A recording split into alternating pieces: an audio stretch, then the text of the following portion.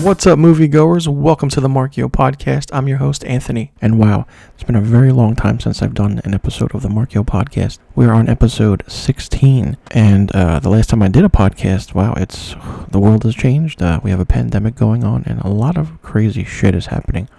But I am here and, hey, the listeners want to hear the best thing that's happening. And why not give that to you? And the best thing right now is that it's the month of October. Now, all month long in the month of October, it's horror movies and horror everything on my YouTube channel. Now, if you haven't done so already, be sure you subscribe to my YouTube channel. I'll leave a link to all of those in the social media in the description box below. Comment, like, subscribe, hit that notification bell, and, sit back and enjoy. Now, for the month of October, I'm going to be doing mostly all of the horror movies, the modern day horror movies. And speaking about, all those modern-day horror movies, what better way to kick off than the 1987 supernatural horror film, Hellraiser, directed by Clive Barker and starring Andrew Robinson, Claire Higgins, Ashley Lawrence, and Doug Bradley as Pinhead. Now, Hellraiser is based on the Barker's novella, The Hellbound Heart, and this is actually his directorial debut. Now, what a way to direct your own book than directing your own very first feature. Now, the movie involves a puzzle box which summons the Cenobites, a murderous group from another dimension who cannot differentiate between pain and pleasure. They are led by the lead Cenobite, played by Doug Bradley, who is known only as the lead Cenobite in this first movie. However, in later sequels, he's known as Pinhead, and evidently this was given to him by the fans and the cult following that the film got after its release. Now, when this movie first came out, it was very, very interesting, to say the least. It was based on the BDSM, sadomasochism, feel and look of it. The story is gruesome in a way, and the special effects are ridiculously crazy, and how things are done is just very interesting.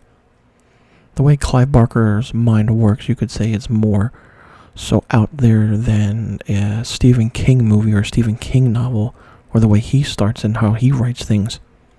But what Hellraiser did was very interesting. Hellraiser broke ground, and the interesting factor about Hellraiser is that it's only 93 minutes long. And with it, and with the movie being 93 minutes long, you get a sense of what's going on in the life of Ashley Lawrence's character, Kirsty, and what her father's going through and what her so-called, quote-unquote stepmother. It's interesting to say the least, and the character of the stepmother is more so a villainous, annoying character, but it's done so well. And Ashley Lawrence as Kirsty is fantastic and phenomenal. So Ashley Lawrence as Kirsty is really done really well, and picked a perfect actress. Of course, she's probably unknown at the time, and how things work, and the puzzle box, the whole Lamont configuration. You solve this puzzle, you summon these so-called beings from another dimension. I like Pinhead for what he is. He's one of those horror characters and horror icons that actually you don't see until the last 20 to 25 minutes of the movie. Nothing is spoken about him. We don't know what he is, what he comes from.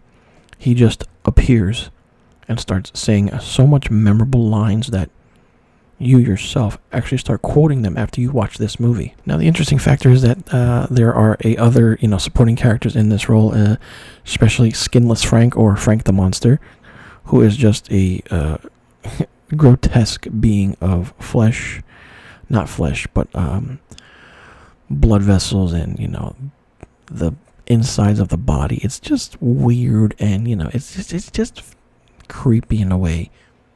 And the way the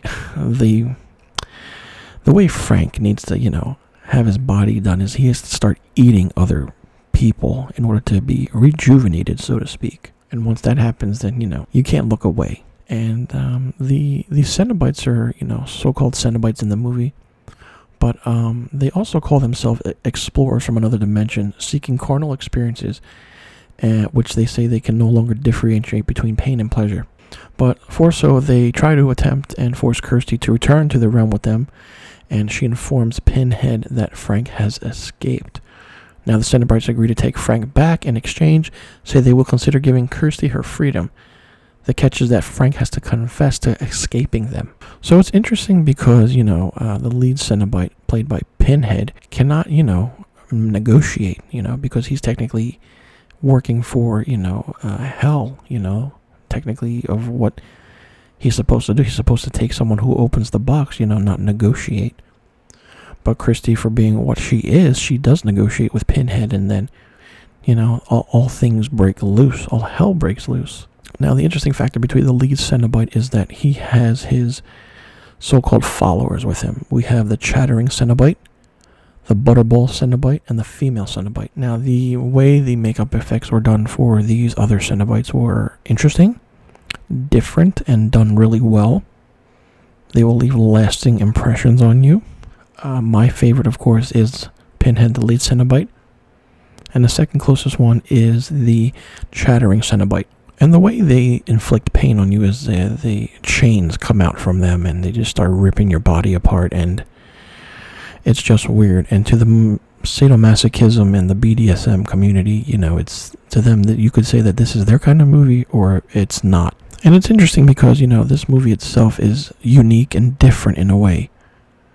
It takes the whole horror genre and turns it on its head because, this started a whole movement of fashion, different ways of dressing, and, the so-called goth and emo era of things. And I probably know I'm going to get a lot of shit from that community, but listen, hey, if you have something that you can actually, look at and look up to, why not? It's your own being, it's your own thing you want to do, then do it. For what Hellraiser did and what Clive Barker established with Hellraiser, it's one of those things where if you watch it, it'll leave a lasting impression. And it's definitely a British movie. It says so everywhere you look, and if you look up Google or anything like that, it says it's the best horror film ever to be made in Britain. I mean, and people think it's an American movie, and of course, it looks like it, but it's not. The production value is fantastic. It looks like it was done, for a low budget. And from what I've been reading, the budget was close to being about $1 million. And it grossed close to $15 million at the box office. So it was very profitable for its time. And it made sense to what it could be and what it is. The best thing about Hellraiser is that Hellraiser takes the horror genre, like I said, and turns it on its head.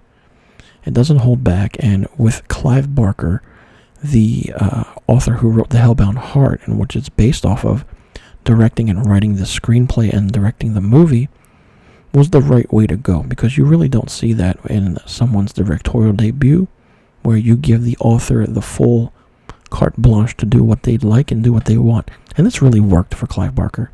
Clive Barker is very underrated. I wish he did more horror movies. If you give an author the right to direct a movie and write the screenplay and do what he wants, he can make a fantastic movie. Just seeing the art of seeing what the Cenobites are, the Lamont configuration, it's very serene, so to speak. It's very different. I mean, can you imagine actually solving the Lamont configuration puzzle box and then seeing these, explorers or interdimensional beings from another dimension just, saying that, oh, you have to come with us because, you did this and you did that. Now, the interesting thing is that these Cenobites are so-called from a religious sect in hell known as the Order of the Gash, which, as I said before, describes themselves as explorers in the further regions of experience and granting sadomasochism pleasures to those who call upon them. And in that, Cenobites are described in more explicit terms in the book compared to what they are in the film adaptation that, Clive Barker wrote. Now, these interesting pleasures and these things, it goes into the factor of sexuality part of things because, we just don't know what they are, if they're man, woman, because it's never said. Their sexuality is kept secret. And I believe that's the interesting factor of how things are done with Hellraiser. And the name Hellraiser itself is just fantastic, and it works on every single time. And when you say somebody, and you tell them, oh, my favorite horror movie is Hellraiser, and people jump to the conclusion like, oh, you're a sadomasochist or you like BDSM, that's not the point. I like Hellraiser for it to being a different take on how horror movies are done. Like I said, you don't see the villain or the main character who is the villain, until 20 to 25 minutes that are left in this movie, and we know nothing about him. Well, there you go. I'm giving it a title, him. We know nothing about the lead Cenobite, Pinhead, at all. And it's good to see because this movie is done so well. It's done really well. And if you've never seen it, you need to check it out. And I'm sure all my YouTube listeners out there will say that, this movie's underrated. It needs to get more recognition. Of course, it does. I agree with you. It definitely does. Because to me, Hellraiser is a very underrated horror movie. It's just, doesn't sit with other horror movies that are out there. And this led to close to 9 more movies. And some of them Clive Barker weren't even a part of. And you can tell he wasn't a part of it because Clive Barker's mind and, say of what things could go weren't involved. And other, screenplay writers and directors just did what they wanted to do. Like I said, Hellraiser is very different than any other horror movie you've seen. People more so say that it's just a straight horror movie. People say it's a supernatural horror movie. But the thing is that, it's both. They have the supernatural aspect of it with, the Cenobites being, beings from another dimension that we don't know about. And the horror aspect of things, how gruesome and how weirdly, the deaths are done in this movie. So this horror discussion about Hellraiser is very unique in a way because there are things that are done in horror movies that, stand out. And the thing that stands out about Hellraiser is the entire movie. It starts off slow in a way, but then it picks up gradually and it increases to the maximum level of 100 when the lead Cenobite Pinhead is introduced close to the ending of the movie. Now, of course, there are a lot of movie critics out there who hate this movie, who despise it. But for me, being a movie critic, I have to say that it's one of the best iterations that I've seen that an author has taken from his book and to put it in his first directorial debut of a horror movie. This movie's fantastic. It's very underrated. If you haven't seen it, you need to do so. So what do you think about the movie Hellraiser, and where do you rank it among your favorite horror movies of all time, or maybe even modern day horror? Let me know in the comment section below. And be sure you click that subscribe button and hit that notification bell for new videos and new podcast episodes on the Marchio Productions YouTube page. And follow Marchio Productions on Instagram, Facebook, and Twitter. And follow me, Anthony, your host, on Instagram and Twitter at misterfilmstock. And follow the Marchio Podcast on Instagram and Twitter. I'll leave a link to all the social media accounts in the description box below. You can check it out and follow along. All right, everyone, that does it for today's episode. I'm your host, Anthony. Thanks for tuning in. Demons to some, angels to others.